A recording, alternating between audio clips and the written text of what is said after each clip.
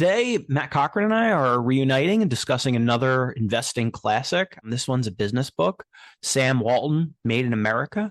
The book is Sam Walton's autobiography, and it guides you through his life and the tremendous growth phase of Wal Mart from the 1960s through the early 1990s when Sam Walton was running things. So, just a little bit of background about Sam Walton. He created Wal Mart in the early 60s, and he focused on small towns that were neglected by other retailers. What he achieved is probably the greatest achievement in business history. I mean, he created one of the biggest fortunes in the world.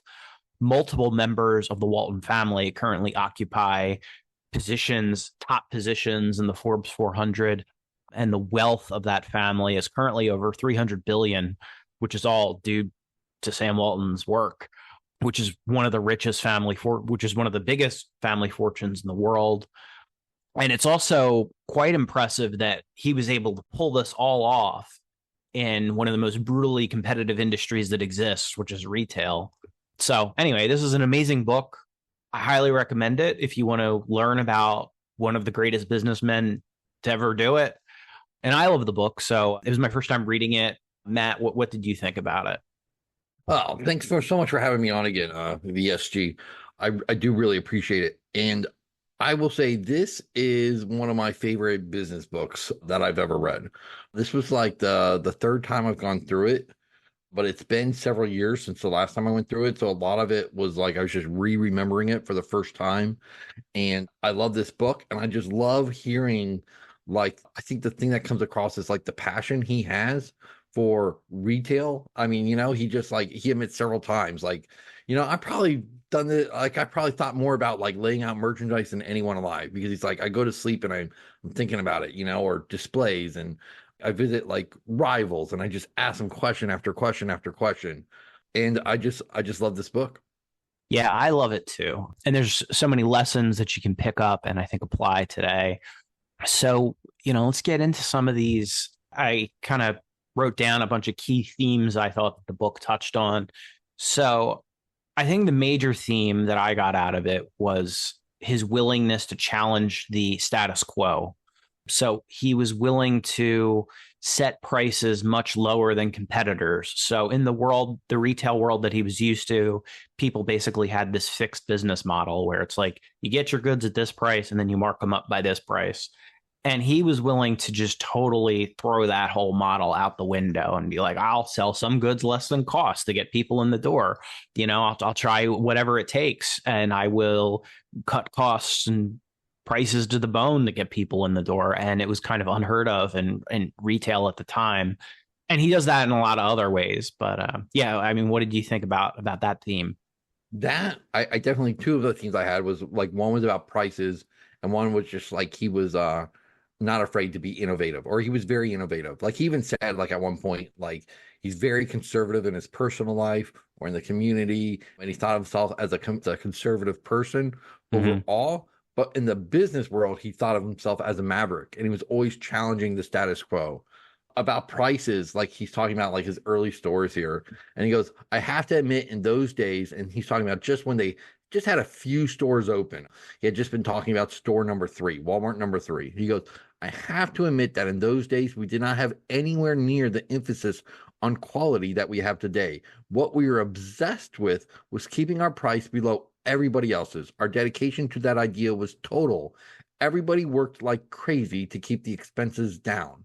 He goes, we didn't have systems. We didn't have ordering programs. We didn't have a basic merchandise assortment. We certainly didn't have any sort of computers. In fact, when I look at it today, I realize that so much of what we did in the beginning was really poorly done. But we managed to sell our merchandise as low as we possibly could, and that kept us right side up for the first 10 years. He even talks about, like, they had clothes hanging in layers on conduit pipe all the way to the ceiling in one of the stores. And he goes, but these were small towns, and the consumers there, they wanted these low prices. I mean, consumers everywhere want low prices, and that's what kept the stores going.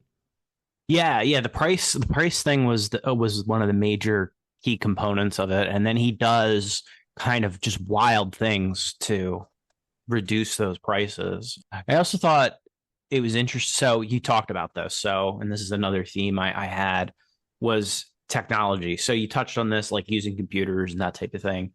And like most people, I think today don't think of Sam Walton and Walmart as like a tech company. But I read this and I'm like, this guy is like the Jeff Bezos of his time with his Yes. embracing of technology. So some of the things that he did was like in the 1970s, he's incorporating computers into all aspects of the stores. So he's using computers at a store level to keep track of things. Then he's building a logistics network that's all built on computers. Then in the early 1980s, to communicate all this information, keep in mind this is pre-internet. They're using phone lines to like basically send information from stores and tell you what items are selling, how the store's performing, that type of thing. Then the phone lines couldn't handle it, so they actually build in the early 1980s a satellite network to coordinate all of this stored data. And basically they're using computers and satellites, and they're doing all of this really when all the other retail giants aren't there yet. And like that's a key component of their ability to keep prices low, to manage their inventory. And yeah, I was kind of blown away by it. I never really thought of Walmart that way. But yeah, he was a maverick there too with tech. Yeah, so the funny thing is like I think he sold himself as a very simple country boy, right? He's like he played high school football in a small town growing up. He had very simple taste, like he wanted to go quail hunting. Like one of the main reasons he talks about, or definitely one of the reasons that like mattered to him when he started Walmart in Bentonville, Arkansas, was he said he had access to 4 hunting seasons from 4 different states and been to like he could go, and he loved quail hunting. So he drove a pickup truck with his hound dog, so he could go pickup truck, so he could go quail hunting, and so he has very simple taste. And so you can that was what like I think a lot of his public persona was, but he was not a simple person at all. Or he was, even though he had simple taste, he was extremely astute and smart, and he obsessed over retail. And he even said when he's talking about technology, he goes, "All my people thought of me as a penny pincher, like I wouldn't spend on stuff." He goes, "That's just because I would always push back when they said we had to spend this money, because I just wanted them to have all their reasons down for what if we really needed this."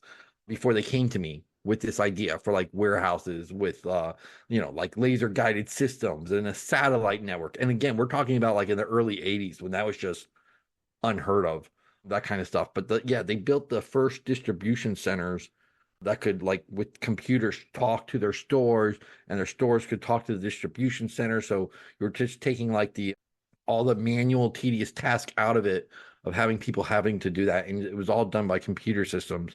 He went to an IBM class in the late 60s, and he goes, "I knew I wasn't really going to get these computers, and I really knew I wasn't going to be the guy to lead this charge, but I wanted to meet people there, because," he goes, "I knew we needed computers," and he knew that was going to be a big part of it. And when they talk about their distribution system, because their overall strategy too was just starting in these small towns. And they would even say they would just like kind of like saturate an area with Walmarts like between big cities, but then they would just kind of build a ring of Walmarts around the bigger cities and not go into the cities. And they did that for decades before they actually started going into the cities. But that kind of like stretched like the traditional distribution system at the time, and just talked about all the computers and the satellites and everything like that. It was just extremely innovative for the time. Absolutely. Yeah. And you talk about the way that they would organize the stores and stay out of the cities. And like it almost is like a kind of Sun Tzu thing. Like it's almost like you're hearing from a general or something. And he's Yeah. like, you know, he's keeping his enemy complacent. Like they have no idea what's really going on out there. They're focused on their big stores in the major cities and in the major population centers. And meanwhile, he's building this thing around them that's eventually going to destroy them all. Yeah, and then he even went like the other cool thing he did was he would fly planes to try to identify like the best locations based on where they were related to the interstate and the town and how far away they were and all of that. It's like you're listening to a general talk about going to war or something. Yeah, listen, I love this passage right here. So he's talking about like Kmart, and especially back in the 70s, like in early 80s, like Kmart was like the really big national retailer. And he goes, but while the big guys were leaping from large city to large city, and he's mostly talking about Kmart there, they became so spread out and so involved in real estate, in zoning laws, and city politics that they left huge pockets of business out there for us. Our growth strategy was born out of necessity, but at least we recognized it as a strategy pretty early on. We figured we had to build our stores so that our distribution centers or warehouses could take care of them, but also so those stores could be controlled. Each store had to be within a day's drive of a distribution center, so we'd go as far as we could from a warehouse and put in a store. Then we would fill in the map of that territory, state by state, county seat by county seat, until we had saturated that market area. And then he goes, we saturated Northwest Arkansas. We saturated Oklahoma. We saturated Missouri. We went from Neosho to Joplin. And he goes about all these small towns, and so on. And he goes, in those days, we didn't really plan for the future. We just felt like we could keep rolling these stores out this way, and they would keep working in Tennessee or Kansas or Nebraska, wherever we decided to go. But we did try to think ahead some when it came to the cities. We never planned on actually going into the cities. What we did instead was build our stores in a ring around the city, pretty far out, and wait for the growth to come to us. And that strategy worked practically everywhere. Yeah, absolutely. Yeah, and it was pretty incredible that he was able to do all that and really just stay under the radar. And I think it also shows the importance of having like a central person with a key strategy. Like I bet Kmart at that time, or Sears, or J.C. Penney, they probably had a board full of people, a ton of people in the C-suite who were kind of just like had different priorities and were getting by. And then Walmart, I think in contrast, had a single leader, single strategy. We're going to do low cost. We're going to go where they're not. And that worked. And I think that's kind of essential to having a good growing business. Yeah, he talks about like there's this instance in Springfield, Missouri, and like he goes, just like today, we became our own competitors. And the Springfield, Missouri area, for example, we had 40 stores within 100 miles. When Kmart came in there with 3 stores, they had a real tough time going up against our kind of strength. And he would just say, like, so Kmart's going from city to city to city to city, and Walmart has just like basically surrounded the area. And now they have 40 stores, and it was a lot easier for them to compete with like 3 Kmart stores instead of like a store against store, like turf war. Yeah, absolutely. Absolutely. And then, once they were all really weakened, then he started moving into those population centers and Yes, kind of dealt absolutely. them the final blow. Okay, so we touched on this a little bit earlier, but when you were talking about technology, how he went to IBM and he went to the IBM training thing and tried to find computer people. But I thought that was kind of another key ingredient of his success, where he was hiring people who filled in his weaknesses. So, he didn't know anything about computers, so he was willing to go out and find a computer guy and take his advice. And I thought that was a really important thing to the growth of the organization, where he really kind of sought out people that filled in his gaps and were, he like in the beginning they didn't have many college guys, and then he's like, okay, I need some like MBAs in here to do this piece of it. I need some tech guys to do this, and he was really willing to trust them and hire the best people and then let them do their thing. Was the impression I got. Yeah, absolutely. Another excerpt, he goes, he's talking about these people he hired who were really pushing for more technology. And he goes, yes, I argued and resisted, but I eventually signed the checks, and we have been able to move way out front of the industry in both communications and distribution. During that period in the late 70s, Kmart's management had a strong resistance to any kind of change. That resistance included investment in systems. At the same time, our fellows were just absolutely convinced that computers were essential to managing growth and keeping down our cost structure. Today, of course, they've been proven so right that they look like geniuses. I would go so far as to say, in fact, that the efficiencies and economies of scale we realize from our distribution system give us one of our greatest competitive advantages. And he's talking about this person he hired, David Glass, who gets the lion's share credit for what they did in distribution. He goes, David had a vision for automated distribution centers linked by computer both to our stores and to our suppliers, and he set about building such a system in 1978 at Searcy, Arkansas. And then he talks about like that whole process. But like, yes, he definitely knew like what his strengths were and what his strengths weren't, and like would go to like a computer class way back in the 60s just to meet people that like, okay, who can I hire from this class who can help me understand these computers and things like that. Yeah, absolutely. I thought that was important. And then in addition with managing these people, he also had like a real like open door policy, I felt like. So truck drivers could get a meeting with him, like anybody could get a meeting with him. And if he thought your concerns were valid, he'd listen to them. And I mean, how many CEOs do something like that? That's unheard of. Yes, sorry about that. My dog in the background. But Oh, yeah, oh. absolutely. Like he not only had an open door policy, I think he was actually like seeking out his employees. I think at one point, like his brother was saying, like he'd be up at 4 a.m. in the truck driver's break room, like with a box of donuts, and just start asking him about like, hey, so have you been to this store lately? Like, what did you think of how they had stuff laid out or whatever? He definitely was always seeking out their opinions. And like another thing, like not just his own employees, but his rivals and competitors, right? I mean, so much of this, he's like, we just copied everything. Like he takes, he has no shame in like seeing a great idea that a competitor has and then copying that for his own store or for his own, for Walmart's own success.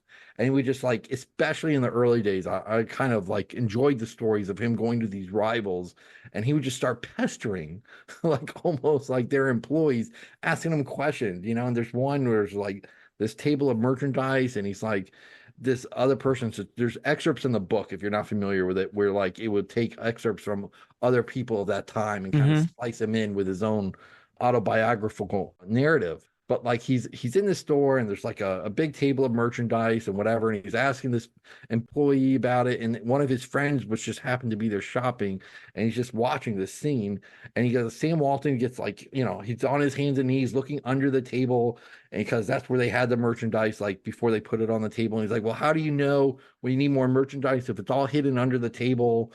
But like he was just always like talking to his people and talking to his rivals and just trying to just like find out any information he could. Yeah, yeah, you're right. He did have a great willingness to seek out information. And yeah, and you're right with the open door policy and seeking out information from like people on the front lines of the organization. Like that is something that is tremendously valuable because if you're listening to like if you're getting all of your information from like your C-suite guys, it's BS. Oh, right. If you want to find out what's really going on, talk to the cashier at one of your stores, talk to a truck driver. Like they're the ones who are going to give you kind of the unfiltered truth. So I thought that was very wise of him to take that approach. Oh, for sure, for sure. And like he had a way of like, I don't know as an investor if I would enjoy this kind of movement in my like company's like executive suites, but he had a way of like kind of maybe stretching them and making them a little uncomfortable. Mm-hmm. And it would lead to like some tension within the organization at times. But like at one point he switches like his CFO and his COO. Just makes them like switches their positions. All right, you're the chief operating officer. You're going to be the CFO now, and you're the CFO. You're going to be the chief operating officer, and because I like some of your strengths here. And he would just have a way of doing that kind of like brought out some of their other talents, or just had a way of like bringing fresh eyes to how they were doing things to make sure like, is there any way we can be doing this better? And he said sometimes that hurt some egos and things like that. But I think it also like he just really wanted like he always wanted like fresh eyes on how they were doing things and if there was a way they could do it better. Yeah, yeah, absolutely, absolutely. And I also thought it was important how he rewarded his employees. So I didn't know all this until I read the book, but many of the early store managers were actually like partners in Walmart. So when the IPO came out, they had a significant slice of the company. In addition to that, he had profit sharing and stock purchase opportunities for all employees in the company. So there are interviews in the book with like store associates who accumulated significant sums of money. Like I think one of them was like they had like $500,000. They were an associate just working in a store, and this is in the early 1990s, so they'd be a millionaire today. So how do you think his treatment of employees and rewarding employees contributed to the company's success? Yeah, like, you know, it's he definitely, especially in the early setup. I mean, like they had it set up where like those employees who took advantage of like employee stock plans and things like that were definitely well taken care of. I mean, like there's there's stories, you know, in this book of truck drivers, secretaries, definitely managers and assistant managers, like retiring after 20 years with like, you know, and we're talking about like the period of like from the 70s to the early 90s with like $500,000 or more in stock, which, like you said, I mean, you pointed out 30, 40 years ago, that was a lot more than it is today, certainly. Can we talk about the stock performance? Like, this is like, Yeah, I mean, absolutely. one of the reason why the stock plans were so successful is because this thing was such a monster, like in the 70s and 80s. He goes from 1977 to 1987, our average annual return to investors was 46%. 46% a year for a decade. I mean, that is incredible. I mean, he goes, so he's writing this in the early 90s, and he goes, 15 years ago, the market value of the company was around 135 million. Today it's over 50 billion. So in about 15 years, it was about a 400 bagger. That's just incredible. Like, just incredible. And it makes you like envious. And now I'm not saying I would have bought it because I don't know if I'm that smart, you know. But like it just like it's incredible to see like what a growth stock this was from the time like it got going, from the time it went public to basically the time when it had saturated the country with growth. Like, this thing was just a complete monster and just took over retail. Yeah, absolutely. It made tremendous fortunes. And Peter Lynch actually talked about this in Beating the Street. He talked about Yes. how he thought in the late 1970s that they couldn't grow anymore. And Sam Walton talks about it in the book too, how Wall Street analysts were like, well, they can't grow beyond this. And like, oh, well, they're just a regional operator. They're not going to be able to get out of that. And Sam Walton kept really through his innovations and I think embracing of technology, like building the distribution, expanding the distribution. Like they said, well, you only have so many distribution centers, you can only have so many stores. And he's like, well, how can we have more distribution centers? And then he was like, well, how can we use technology to, better manage the inventory between all of these national distribution centers? And like every time they face some hurdle or doubt to their growth, Sam Walton was able to innovate and figure out a new way to get beyond that. And yeah, I think it just shows you that I think if you have an operator that is of the caliber of Sam Walton and they're able to grow at a tremendous rate and, you know, it can make some sense to put your faith with that guy Yeah, and let him absolutely. I mean, execute the strategy. it definitely, and you hear the excuses, like he would say, like, well, they thought once we got so big, like, well, we can't keep growing that much. Or once we started going head to head against competitors like Kmart, like Target, we wouldn't be able to grow so much. And just time and time again, he just kept proving them wrong. And like, again, I think those are, without knowing all the particulars of the stock back then, those are the kinds of worries that would have probably kept me out of it. It was probably like I would have probably said, "Oh, it's this price too high, right? You can't keep up this growth. It's going to revert to the mean." But it never really did until, like I said, until it was done with its national expansion, which, I mean, they were able to draw out for a good few decades. One of my favorite stories in the book, and I just love it. Like, it was when he does his first store in Newport, Arkansas, and it talks about like how like they get it set up and it was like a poorly run store, and he goes in on it. He gets a loan from his father-in-law to help out, and they finally get set up, they make it a success, and then like 3 or 4 years down the line, they realize they had made a mistake on the lease and it couldn't be renewed. And the landowner comes in and basically takes over the store now that it was successful, gives it to his son, and he has to move and uproot his family and start all over again. And I just love his like way of like, well, we just had to he goes, I had to pick myself up and go on with it, do it all over again, only even better this time. And that's like was his takeaway of the whole thing. But I just love like that kind of perseverance and persistence. And whenever anything negative happened, I think was another part of this book that goes throughout, like where it just it's almost inspiring. Yeah, absolutely. And I mean, the story of Walmart doesn't just begin with the founding of Walmart. Like he had struggled for, many years in the retail business trying, he was operating different concepts and things. And Walmart was really a product of the lessons he had learned over 20, 25 years in the business. Yeah, and he kept going despite setback after setback. He never gave up. Yes, absolutely. He talks about like he goes, somehow over the years, folks have gotten the impression that Walmart was something I dreamed up out of the blue as a middle-aged man, and that it was just this great idea that turned into an overnight success. It's true that I was 44 when we opened our first Walmart in 1962, but the store was totally an outgrowth of everything we'd been doing since Newport, with that failure I talked about. Another case of me being unable to leave well enough alone, another experiment. And like most other overnight successes, it was about 20 years in the making. And yeah, it is true. You'll see sometimes that like, you'll even see like Twitter posts or read things like where, hey, Sam Walton wasn't, he was in his 40s. He was in his mid 40s when he started Walmart. And you think, oh, okay, he got started late in life or something like that. By that time, he had already owned like 10 variety stores and was already very much into retail. And it was like Walmart was kind of like his dream of like, he realized discount retail was going to be the future and that people liked low prices. And that was just he was a franchisee of these Ben Franklin five and dime stores, and they didn't want to do discount retail. They didn't want their margins to be impacted or anything like that. And so he finally struck out on his own. But like it was just like the persistence of like especially those early years. I really enjoy reading stories like that. Yeah, me too. It was very impressive all the lessons that he had learned and then he was able to apply them.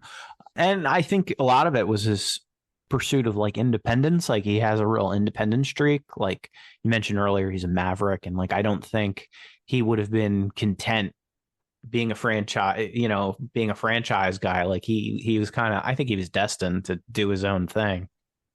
Yeah, 100%, absolutely. He definitely he didn't like the he didn't like the Ben Franklin franchisor like telling him like they could only sell this many products from other independent retail merchandisers and things like that.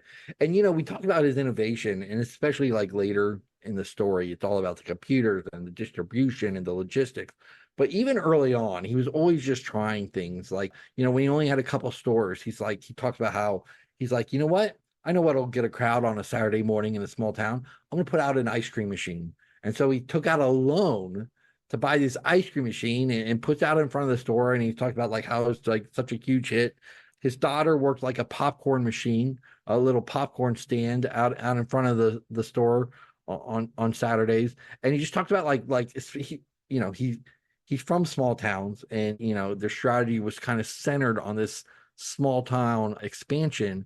But like he's like, small towns love the spectacle. There wasn't a lot of things to do in a small town. You didn't have all the entertainment options you would have in a big city. So he just talked about like they would try to have this carnival like atmosphere in front of the stores. And like that would be like a moon pie eating contest for one of the stores, or like one of them had like a little troop of like for whenever there would be a parade in town, like employees from the local mall would bring shopping carts and do like a little routine as in the marching band, during the parade and things like that. And they would always just try to make like embrace that small town way of life and those kinds of things to draw crowds to their stores.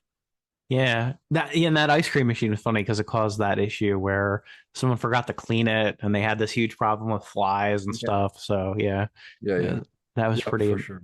For pretty sure. amusing.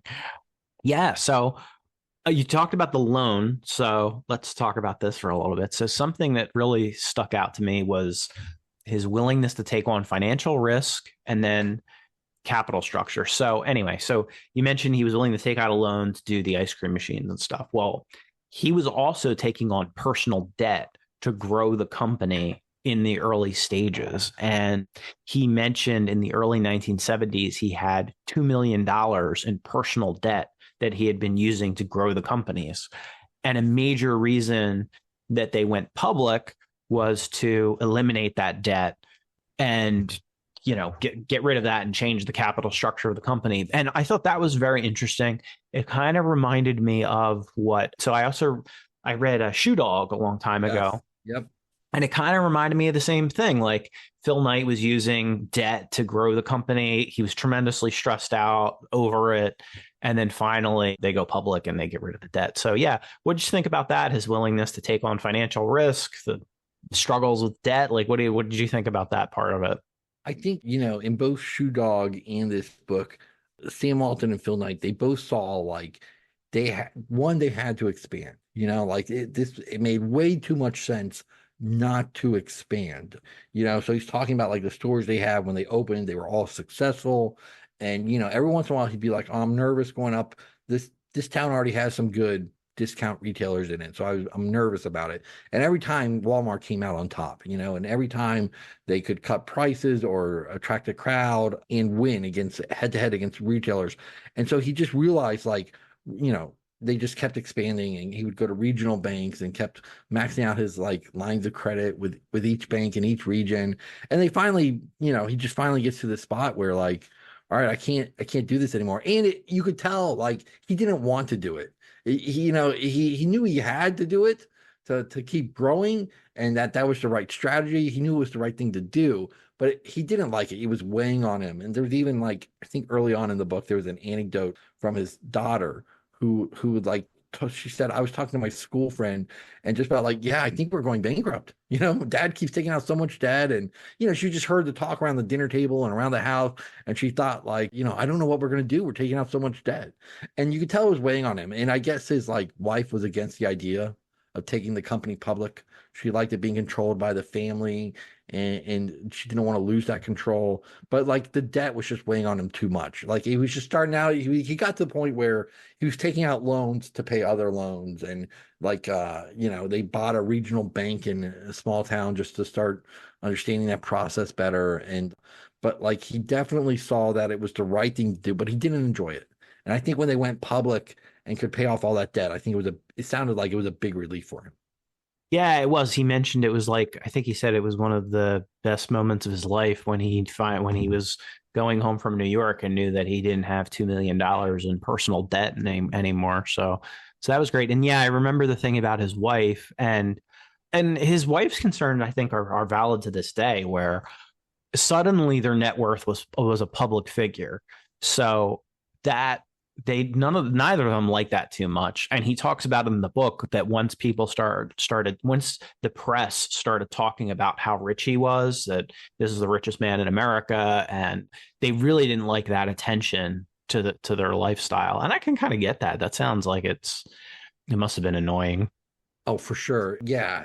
He almost opens the book that way, where he talks about like Forbes came out with some list, at some point, and it had him as the richest man in America. And he said at that point on, their lives were never really the same again. And they would get like, I mean, you can almost like when you read it, you can almost hear like his Southern accent come out, like, or at least how I envision it, where like all these nosy New York reporters coming down, poking around in our business, and he goes, I don't know what they were expecting to see, like, like a Southern billionaire, like lighting cigars with $100 bills and, swimming in his pools of gold or whatever. But like, they really did seem to live relatively simple lives. Yes, he loved flying because he realized it would save them a lot of time, and so he could get to his stores more. But he like I said at the beginning, like I think he had a lot of really simple taste. And what's interesting is, and I almost forgot to bring this up, but I wanted to. When he was young and right after World War II, he was going to go into a partnership with a friend on a retail store in St. Louis, and his wife was like, no, when we have a family, I'll go with you wherever you want, but I want my family to grow. I want our family to grow up in a small town. Like I don't want them to grow up in the city. And if it wasn't for that early on, like I don't think like Walmart might have never had the success they did simply because like, they would have never found that small town strategy that just worked so well for them.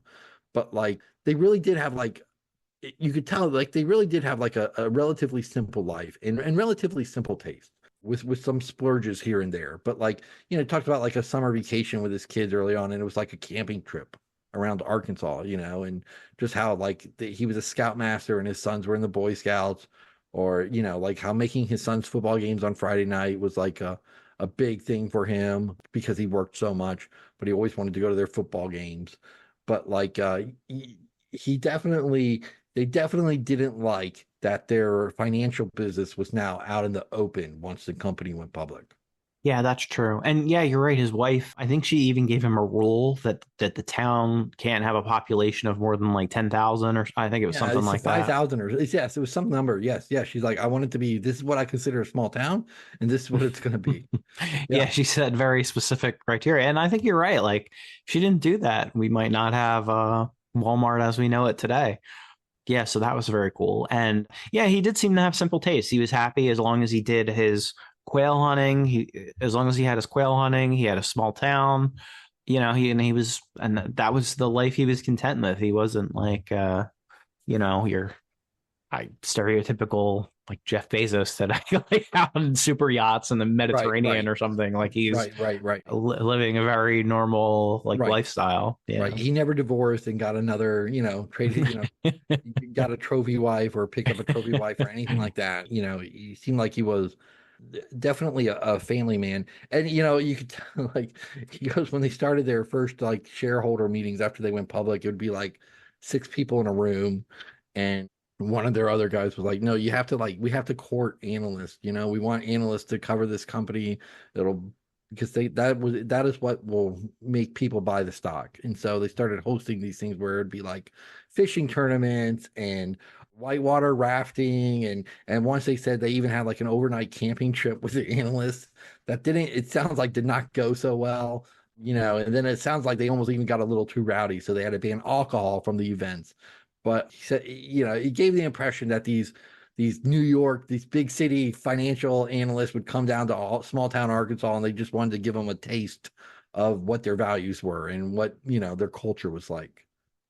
Yeah, and then I think finally they had a country club that was really nice nearby, and then that was the final solution. We're going to get the analysts, show them a good time at the country club, and they won't mind coming down for for the weekend or whatever. Yes, yes. So yeah, so we talked about his frugality, but that also extended into the business. And I think it still persists to this day. Like their offices are very like Spartan. Like I don't think like there's pictures in the book of his office, and it's like nothing like it's not some high rise or something. It's like a wood paneled thing. It's probably like some small business would be, in any town in America. And then like he would do things like when his management staff were going out of town to visit some place, he'd have them stay in like a cheap motel. Some of them would Yep. be in like sleeping bags on the floor or that type of thing. So yeah, I mean, did you think that kind of frugality was critical to the success? Absolutely. Like I have frugality here. Like he talks about like they would go on buying trips. So we go to New York City and they kind of like squeeze in like it didn't sound like the greatest hotels. And they would squeeze in rooms there. And then they would say like he would like, you know, he said most retailers would get there and they would go from like, like different vendors, exhibits, and stores and merchandising places from like 9 to 5 or whatever. But he said Sam always managed to have somebody come in super early in the morning, and then they would have another like late night one where they would go to, and just as a way so like the trip could be shorter, so they could save money. So it wouldn't be like a 7 day trip; it could be like a 4 day trip. And he goes at one of the meetings, like, or on one of the trips, it's like at 9 o'clock at night. He's like, well, I suggest we all turn in. Like, I want to have a 6 a.m. Like, let's get up at 6 a.m. and be ready to go. And one of them is like, that's ridiculous. Like, no place opens till 9. He goes, well, we're going to get up at 6 and we'll just see what happens kind of deal. And they would go to one of the places and just stand outside until a janitor let them in. and it was all about that frugality. They talk about opening stores, and so they would go there, and he goes like, "Yeah, the sleeping bags." He goes, "I remember one time I didn't want to spend any money on motels, so we all slept in sleeping bags on the floor of one of our guys' houses because his furniture hadn't gotten there yet." He definitely did not want to spend any more money than was absolutely necessary to run the business.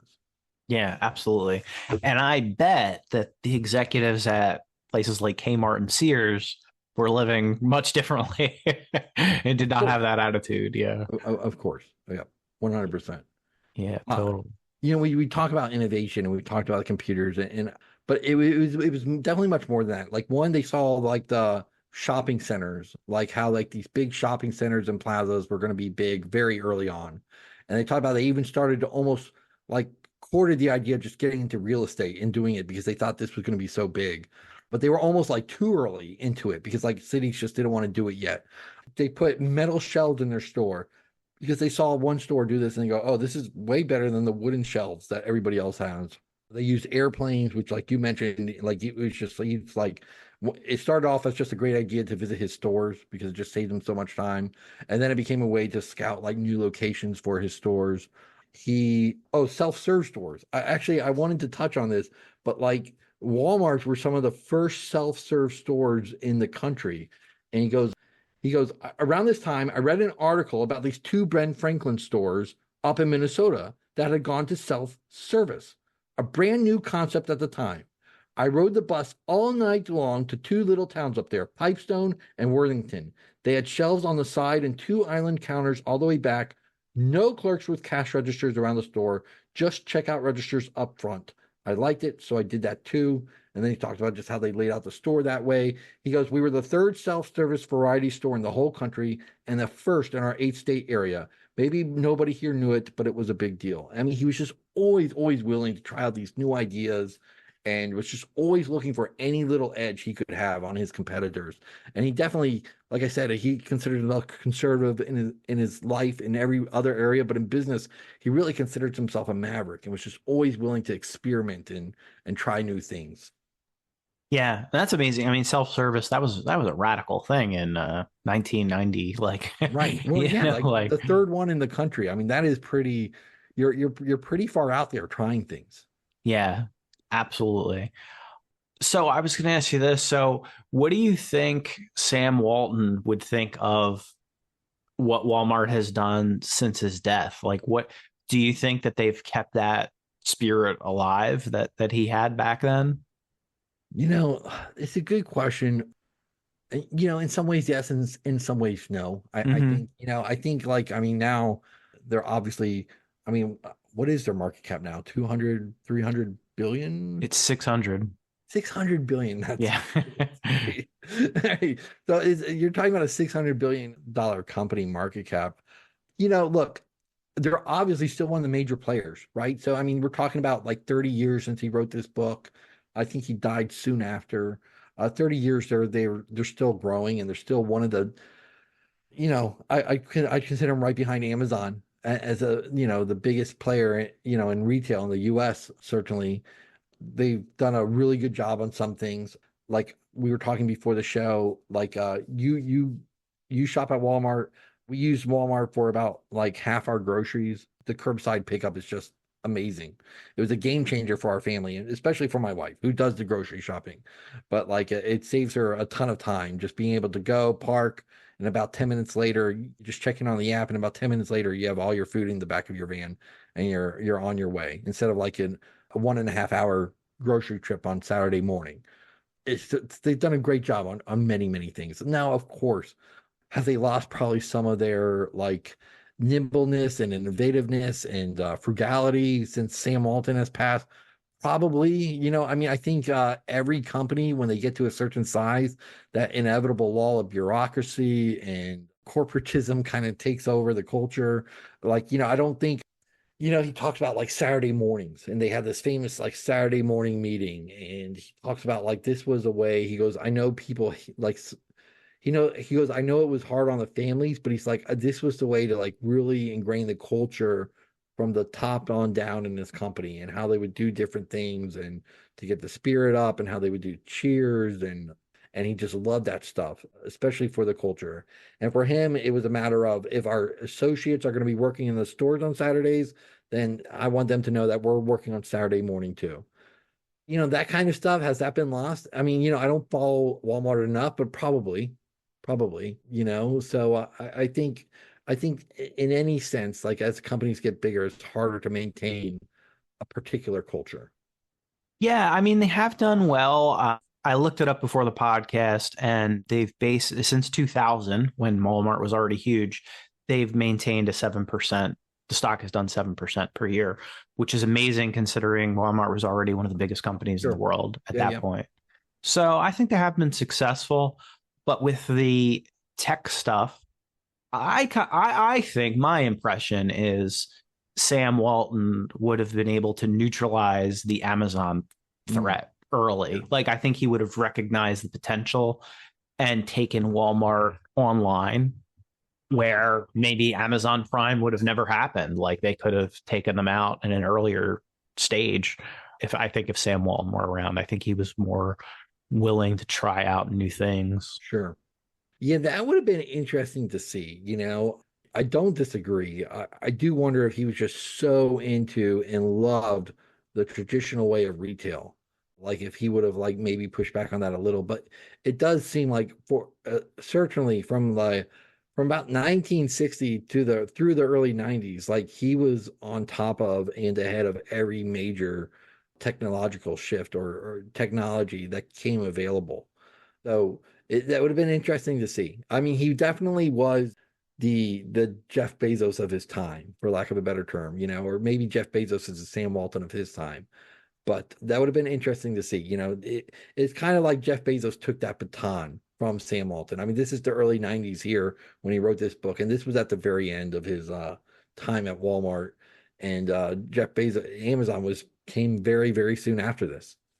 Yeah, and Jeff Bezos, like you mentioned, very similar attitude. Obviously willing to embrace technology, but Jeff Bezos was also willing to try new things, just like Sam Walton. Like, Prime, I think, was a pretty wild idea when Bezos first did it. They were like, we're going to lose a lot of money because the people that are going to use it at first are going to be these like heavy users, but it's going to get the thing rolling. Then his willingness to do the cloud, to do like AWS, I think that's very similar to what Sam was doing with computers and satellites in the 70s and 80s. So yeah, there's huge parallels between the two of them. I almost wonder if Jeff Bezos read this book like when it came out and was like, "This is what I'm going to do." Uh, Jeff Bezos was a huge Sam Walton fan. Oh, okay, there you Yeah, so go. if you read everything about the Everything Store, I forget the author's name. To me, it's an excellent biography, and then he wrote a follow-up book too. But it's an excellent biography of, like, Amazon's first 15 to 20 years. And and Jeff Bezos was a huge, huge Sam Walton fan, and got a lot of ideas from him. And Jeff Bezos, but Bezos was born in the internet age, right? I mean, like, he came on and, like, that was going to be his thing. Like, he saw the potential in the internet and was like, "Oh, this is what I'm doing. I'm going into e-commerce all the way." And he had a great, just like Sam Walton's strategy was perfect for national expansion, like, kind of tackling rural America and surrounding cities in those areas. Bezos's strategy for the digital age was perfect too. He's like, he picked books because that was the perfect first category for an e-commerce retailer, because there's almost an infinite selection, and as an online retailer, you can have an infinite selection. While if you went into your local bookstore, they can't. They can have a lot of books. And Barnes and Noble and Borders, they had bigger stores, so they had a lot of books, but they still didn't have infinite selection. You could go on Amazon from the very beginning and find, like, literally any book you wanted. And then they went into music because that was similar concept, and then movies, and just the way they expanded was so smart with the categories. But yes, Bezos was a huge Sam Walton fan, 100%. Yeah, and I remember for Amazon, like when I was a kid, I would want to get like books that weren't in the store. And I'd have to get my parents to talk to the person, and then they'd order it for you, and it would come in like a few weeks. Right, yes. Yeah, that's it. People today, like, you could just download any book in the world instantly to your Kindle or iPad or whatever. Pretty amazing.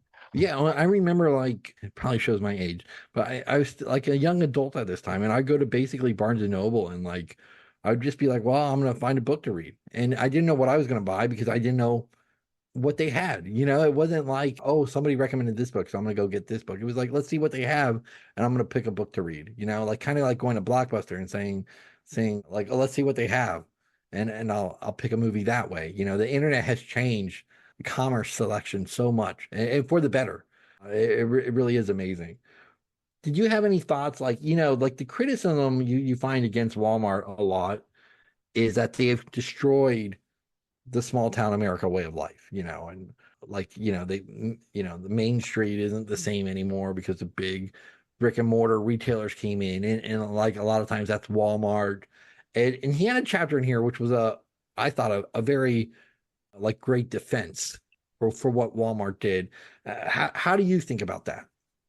Yeah, I think Sam Walton, he dealt with that pretty well. I think he said all of the critics want small towns to be stuck in 1955 and unchanged, and that's just not practical. Yeah, I think a lot of the criticisms are unfounded. So I think people wanted lower prices, and I think you got to weigh the downsides and the upsides. Like, there's this kind of romantic view of small towns of like, this is how it ought to be. But at the same time, these stores in town weren't offering the kind of prices that Walmart was offering. So for your average consumer, like your person living in a small town, like, are they better off being able to buy cheaper groceries and cheaper goods versus having to go to the small town retailer 10 different places, probably pay 50% more than they would in like a Walmart store? Like, I would say that that person's quality of life is better than it was, like in terms of how they spend their discretionary income is probably better off than it was back then. I think you also have to take into consideration the amount of economic activity that Walmart brought into those towns. So nationwide, Walmart is one of the top employers. And, that's what were those people doing before they were necessarily working at the Walmart business? I mean, and people think of Walmart as like a low wage thing, but Walmart associates are paid pretty well. I think you can make like $19 an hour in like a pretty standard position at Walmart, which I think is great money for a position that you don't need like a college degree for. Or you can like apply for one of those jobs and get them. So how many of those jobs are out there, and what would those people be doing if that Walmart job wasn't there? So yeah, I think it's kind of like just people want the world to be stagnant and they romanticize the small town life. But on the whole, I think Walmart has been good for the country. Yeah, I mean, I agree. Like, I think that's capitalism for you, right? Like, it's Mm-hmm. dynamic.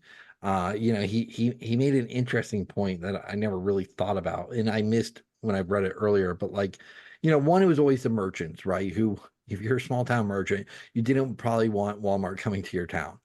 But like the other thing was like a lot of people moved away from smaller, these small towns, and when they come back, to visit family or old friends, like they see that things have changed and they don't like that. That nostalgia of like what life used to be like, and they don't like that the town has changed. But yes, overall, people have voted with their wallet, right? I mean, they have shopped at Walmart to save a lot of money, and he makes the case that they saved like billions. He has saved small town America like billions of dollars, because of Walmart over the retailers that were there. And like when we read Charlie Munger, he had a quick like throwaway comment about this too, and he said something like, you know. I remember what small town life used to be like, and I think people have romanticized it way too much. He's like, I don't think we should be crying for the way like small town America like shopping scene has changed because of Walmart. Absolutely. Yeah. And I mean, it's not the kind of, I think when people think of it, they think of like a Norman Rockwell painting or a Jimmy Yes, Stewart movie, or right, like, right, that stuff isn't reality. of course. And And when they ultimately, remember it, like people remember it, like they probably remember like going to Saturday and getting the ice cream in front of the store and seeing the parade. That's what they remember. But they weren't the parents, like spending all the money. yeah. Totally. And I mean, that's ultimately, I think, what capitalism is all about is like you're giving the people what they want. Like if the business can't deliver what people want, it's not going to succeed. And I think Walmart gave people what they were demanding. And you look at a lot of things, like something that struck me the other day that I was looking at was the percentage of people's income that they spend on clothing and food. And today we're talking about, oh my God, grocery prices are up so much and everything. And that's true in the last few years. But if you take the long view, the amount of money that your average family spends on clothes and food is like straight down. Wow. Like, Yeah. and Yeah. that's because of people like Sam Walton, Yeah. like Yeah. Yeah. they Yeah. make that Walmart had possible. played a huge part of that. No doubt. Yeah. And I No doubt. mean, when I remember like you would go to like department stores and like, I mean, I wasn't around for the true small town era, but I was around for the department stores and things like that. And things were in the mall and things were way more expensive than I think they are today versus what you can get at places like Walmart or Costco or that type of thing. Oh, absolutely. No, malls were you could find anything you wanted at a mall, but they were you paid for it for sure. No doubt about it. No doubt about it. Yeah, definitely. Well, yeah, well, thanks for coming on today. Do you have anything else you wanted to talk about in terms of Sam Walton? Man, I think I'm just looking over my notes right now. I think we covered all the main things I really wanted to cover. But just the fact that like we're investors, and I Hmm. think we try to like, I mean, I'm fascinated by all the stories, and like I told you, I'm almost inspired by some of them. But the thing as an investor, like to find is there any takeaways you can have in this? Like finding founders of these like smaller companies that are just absolutely obsessed with like a simple idea. Like, and I'm not even like asking for like specific examples, but just more like, how is there anything you can apply to this as an investor to make you a better investor, or things to look for in a founder? Yeah, I think it's good to look at owner operators. It's good to look at people who founded an enterprise and continue to own a large portion of it and are really executing a good strategy, and to get to know them and have faith in them as long as they keep, you know, believe in them and what they've done and what they've continued to accomplish. I think that's kind of a key takeaway. And then I think it's important to think big when you're thinking about a growth company and their growth runway. I definitely, coming from a more like value mindset, I would have definitely been a skeptic of Walmart. Yeah, yeah. And yeah, I think sometimes when you're looking at these things, it's important to think big. Like if the founder's thinking big and they're executing on that strategy, they're hitting these aggressive targets. Yeah, maybe an investor should think big too and give them that runway. Oh yeah, no, absolutely, absolutely. And I want to like it sounds cliche. I don't know how you can really find like that kind of passion or obsession as an investor without really like studying a company, but like it did make me think like, okay, if there's just like another thing to maybe look for, I guess, when like looking at smaller companies and just trying to find those founders, not just with big dreams, but like a way to like carry out that big dream. Yeah. Yeah, I guess if I were to quantify it, I would look at it as like insider ownership percentage. And that's kind of your clue. And then you need to dig deeper after that. But I think that's kind of the key clue there because Sam Walton did own 50% of the stock. So, Right. And yeah. the Walton family still to this day, like you pointed out in the very beginning of the show, like I mean, that fortune was split up among his kids and now grandkids, but like there's still some of them among the richest people in the world because they had Sam Walton has such a huge stake in Walmart, even after it went public. That carries on to today, where those people, they're his his legacy, his progeny are still like some of the richest people in the world. Absolutely. All right. Well, on that note, thanks for coming on today. What are your current projects and the best ways to reach you? Yeah, thanks so much, Value Stock Geek. You can always find me on Twitter at the Matt Cochrane, and I am working with a long-term mindset. You can with Brian Feroldi and Brian Stoffel, and you can check us out on the web at longtermmindset.co. And we just have courses and a lot of online resources for investors who just want to like get better at their craft. And that includes like classes on valuation and how to value companies all the way from like startup to mature companies, and how to read financial statements and what to look for when you're looking at a balance sheet or cash flow statement or income statement. And we definitely want to teach investors like how to fish instead of just giving them like a fish a day or, a stock recommendation a month. We're definitely more interested in just like helping investors get better at investing. Awesome. All right. Well, have a good one. Thanks for having me on. We really appreciate it, Value Stock Geek. Thank you for listening to today's podcast. For more information, please go to securityanalysis.org. Subscribers to the website get early ad-free access to podcast episodes in addition to weekly in-depth profiles of companies.